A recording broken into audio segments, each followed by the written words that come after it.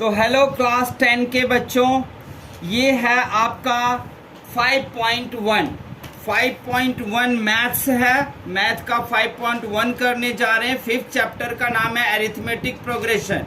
Arithmetic progression मतलब समांतर श्रेणी है। ये समांतर श्रेणी को हम पढ़ेंगे और अरिथमेटिक प्रोग्रेशन को शॉर्ट फॉर्म में हम एपी के नाम से जानते हैं। तो सबसे पहले हम इसका इंट्रोडक्शन लेंगे, उसके बाद आप सारे क्वेश्चन ऑटोमेटिक कर दोगे। अब सबसे पहले यहाँ देखो, एपी का मतलब अरिथमेटिक प्रोग्रेशन। ये एपी क्यों यूज़ किया जाता है, क्यों पढ़ते हैं? तो आप देखोगे कि अगर हमें 150 साल का ब्याज निकालने के लिए कॉपी पे दे दे तो ये नहीं हो सकता। एक बड़ी लंबी सी कोई श्रेणी हो, यानी कि सीक्वेंस एंड सीरीज हो, तो उसका अगर हमें सम दे निकालने को तो वो हमसे नहीं होगा। इसीलिए यहाँ पर एपी का इन्वेंशन किया गया, एक फार्मूला है और इससे चलता है। एपी में सबसे पहले क्या होता है, तो फर्स्ट टर्म होता है। फर्स्ट टर्म को ए कहते हैं। उसके बाद होता है कॉमन डिफरेंस। कॉमन डिफरेंस को हिंदी में सार्व अंतर कहते हैं और उसको डी से हम दिखाते हैं। और फर्स्ट टर्म को प्रथम पद कहते हैं, जिसे ए से दिखाते हैं। और इसमें होता है लास्ट टर्म, यानी कि अंतिम पद, उसको बोलते हैं हम ए एन। और इसके बाद होता है सम, यानी कि सम ऑफ टर्म्स, उसको बोलते हैं हम एसएन, इसके से दिखाते हैं। अब एपी के लिए अगर आपको दे तो वे एक सीरीज होता है। सीरीज मतलब जैसे ए हुआ, A1 हो गया, A2 हो गया, A3 हो गया, A4 हो गया। इस तरीके से ये आपको एक सीरीज दे देगा। ओके। और इसी A1 को का एपी का अगर A1 का लिंक बनाना चाहोगे तो लिंक कैसे बनेगा? लिंक बनेगा A plus D, A plus 2D, A plus 3D। अब देखो A4 है, तो A4 यानी कि फोर्थ टर्म क्या होगा? A plus 3D।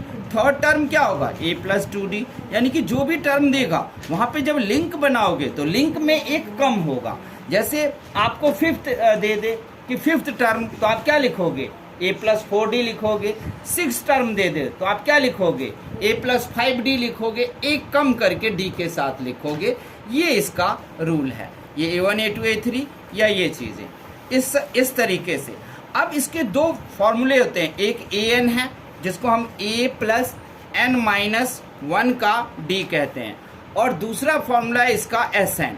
SN का फॉर्मूला है N/2 2A plus N minus 1 का D और ब्रैकेट पर।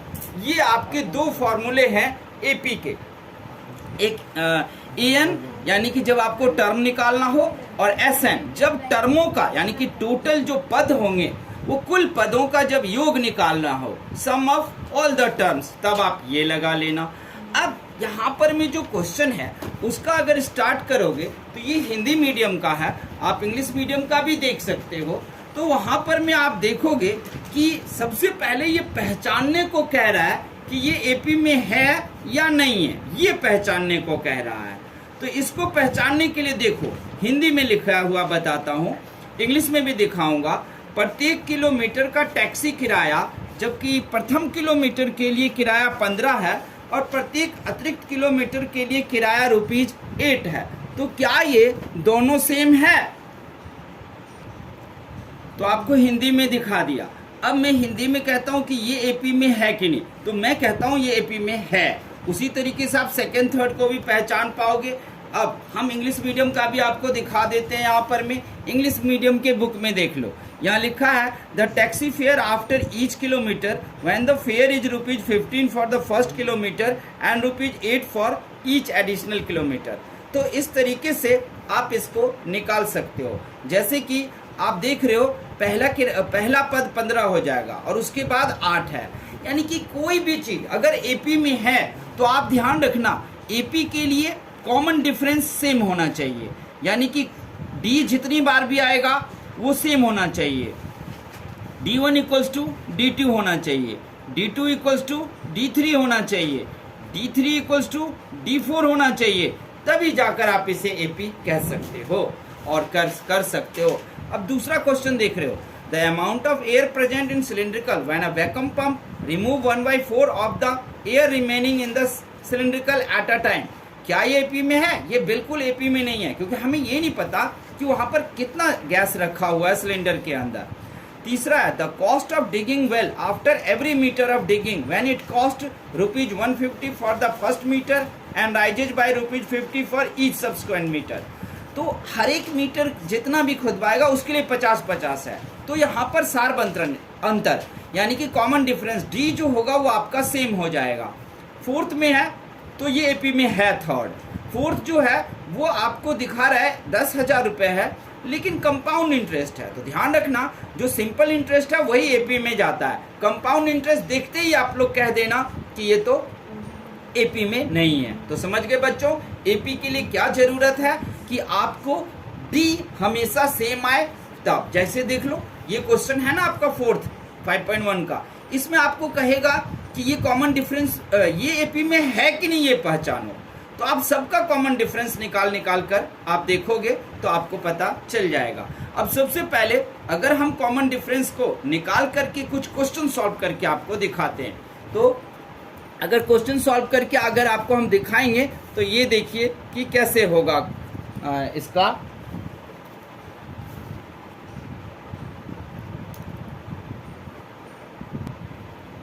हाँ, तो आप लोग जो है सेकंड क्वेश्चन थर्ड क्वेश्चन में से आराम से घर पे भी कर सकते हो। इसमें देखना है कि फर्स्ट टर्म और कॉमन डिफरेंस निकालना है। तो हम दिखाते हैं आपको कि कॉमन डिफरेंस या फर्स्ट टर्म कैसे निकलता है। अगर फोर्थ क्वेश्चन में जाओगे निकालने के लिए तो आपको क्या दे रखा है, 2, 4, 6, 2, 4, 8 और 16। ये एपी का एपी आप लिख सकते हो। यहाँ पर आप ए जो है वो 2 हो गया, देख रहे हो, प्रथम पद हो गया ना, यानी कि फर्स्ट टर्म। अब कॉमन डिफरेंस निकालेंगे यानी कि डी निकालेंगे, तो A2 माइनस A1, ये A1 है, ये A2 है, ये A3 है, ये A4 है। तो आप यहाँ क्या करोगे, 4 माइनस 2 करोगे, 2 आएगा। अब D1 हो गया यहाँ पर में, अब D2 निकालो आप, तो क्या हो जाएगा, A3 माइनस A2 होगा। अब 8 में से 4 गया, 4 आ गया, देख लिया कॉमन डिफरेंस सेम नहीं आ रहा है। D3 निकाल के देखो, A4 माइनस A2 है, अगर 16 में से 8 निकाला 8, कॉमन डिफरेंस सेम नहीं आया ना, तो ये एपी में है ही नहीं। समझ गए। आप सेकंड क्वेश्चन को, इसी के सेकंड क्वेश्चन का देख लो। इसमें कह रहा है कि फर्स्ट 8 है और डी है, 4 टर्म निकाल के दिखाओ। तो मैं आपको क्या कहते हैं, आपको मैं सेकंड करके दिखाता हूँ। फर्स्ट बहुत आसान है। ए इक्वल्स टू जो है वो -2 है और डी इक्वल्स टू 0 है, या फिर मैं 0 रखूँगा तो बड़ा आसान हो जाएगा। मैं अपनी तरफ से यहाँ पर मैं 5 रख देता हूँ। अब आपको 4 टर्म निकाल करके दिखाने हैं। 4 टर्म अगर आप निकाल करके दिखाओगे तो उसके लिए 4 टर्म बना लो एपी का। एपी इक्वल्स टू में ए प्लस डी, ए प्लस 2d, ए प्लस 3d लगा लो। अब ए देख लो, -2 है, ए कितना है, -2 है और +5 है। फिर ए कितना है, -2 है और 2 × 5 है, और फिर ए कितना है, -2 है और फिर +3 × 5 है। 4 टर्म आपको मिल जाएगा। 4 टर्म्स आर, आपने एपी बना दिया। तो एपी इक्वल्स टू आप क्या हो जाएगा, यहाँ तो -2 रहेगा, 5 में से 2 ये 3 हो जाएगा, 5 2 जो 10, 10 में से 2 गया 8 हो जाएगा, और 5 3 जब 15, 13 हो जाएगा। और अब देख लेना, इसमें से अगर कॉमन डिफरेंस निकालोगे तीनों बार तो सेम ही आएगा। अब आपको एन सब वाला, और इसमें आप पहचानते रहना। अगर कह रहा है कि 4 टर्म है, 5वां टर्म निकाल के दिखाओ, तो 5वां टर्म a + 4d करके निकाल देना। ओके, अब आप जा सकते हो 5.2 पर में। अगर 5.2 पर में जाते हो तो आप क्वेश्चन देखो। ये क्वेश्चन जो है वो आपको बॉक्स में दे रखा है, लेकिन यही क्वेश्चन बॉक्स की जगह पर में इस तरह के क्वेश्चन भी इधर भी आने शुरू हो जाएंगे, और सब कर सकते हो। जो भी कहेगा निकाल लेना। आप देखो इसके फर्स्ट में क्या कह रहा है, एक्सरसाइज फर्स्ट में क्या कह रहा है वो आप देख लो।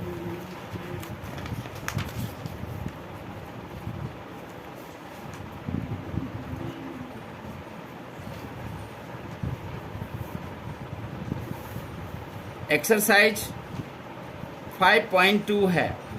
आप इसका पहला क्वेश्चन मैं निकाल के दिखा देता हूँ, आराम से सब निकाल लोगे। a इक्वल्स टू कितना है 7, d इक्वल्स टू कितना है 3, n इक्वल्स टू कितना है 8 और an नहीं है। तो आप an का फॉर्मूला जानते हो।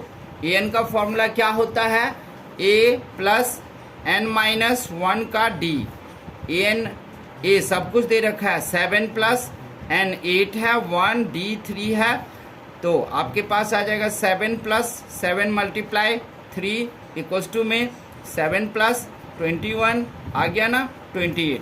अब आप आराम से क्या करोगे इस चैप्टर में, यहाँ पर खाली स्थान में an भर लोगे।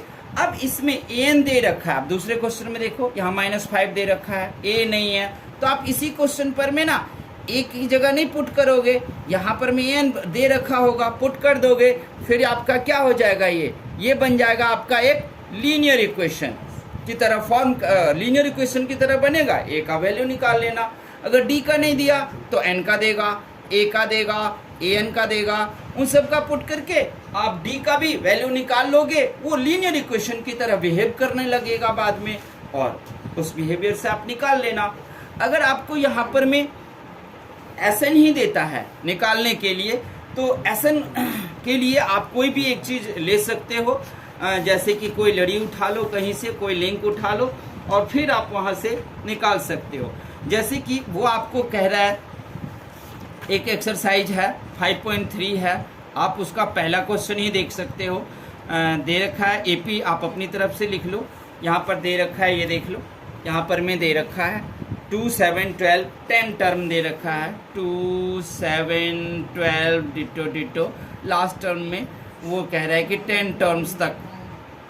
अब इसका आपको Sn निकालना है, तो वही चीज़ a इक्वल्स टू क्या होगा 2 और d इक्वल्स टू क्या हो जाएगा 7 - 2 यानी कि a2 - a1 इक्वल्स टू 5, और फिर n तो दे ही रखा है 10। अब आप क्या कर सकते हो, यहाँ पर में ये देख लो, आप यहाँ पर कर सकते हो Sn निकाल सकते हो। Sn क्या हो जाएगा n/2, सम बोला है निकालने के लिए, सम याद रखना, यहाँ सम है 10 टर्म सम, तो 2 है 2a plus n minus 1 d। n कितना है तो 10 है, 10/2 लिख लोगे, 2 मल्टीप्लाई a कितना है 2 है, प्लस n कितना है, n कितना है 10 है, -1 है, फिर d कितना है दे रखा है, हमने निकाला था 5। अब सबको सॉल्व कर दो, तो जब आप सबको सॉल्व कर रहोगे तो क्या होगा, ये कट जाएगा, 5 आ गया। उसके बाद आपको क्या आ रहा है 4 प्लस 10 में से 1 गया 9, और 9 को 5 से करोगे तो 45। अब आपके पास क्या आ गया 5 और मल्टीप्लाई 49। अब इसको मल्टीप्लाई कर लो, क्या आ जाएगा 9 5 जा 45 और 5 4 जा 20 24 245। यानी कि आपको मैंने ये Sn भी निकालना सिखा दिया है। अब सारे क्वेश्चन हम लोग सॉल्व करते रहेंगे, आप भी आराम से सॉल्व करते रहोगे। मेन जो क्वेश्चन है वो मैं यहाँ पर कर करके डालता रहूँगा। आप लोग इसे देखना, अच्छा लगे तो कमेंट करना, बुरा लगे तो भी कमेंट करना। गलती तो मैं करता ही हूँ वीडियो बनाने के दौरान, तो आप उसके लिए भी आप हमारी गलती लिखते रहना ताकि सुधार हो, और अच्छा लगे तो सब्सक्राइब कर देना। इसी तरीके से ज़रूरी जानकारी में हम टिपिकल क्वेश्चन सब लाते रहेंगे। पूरा का पूरा सॉल्व नहीं करूँगा, लेकिन बोर्ड मॉडल और टिपिकल क्वेश्चंस जरूर हम आप लोगों के लिए करेंगे, और हर एक चैप्टर का इंट्रोडक्शन तो हम देंगे ही देंगे। तब तक के लिए धन्यवाद।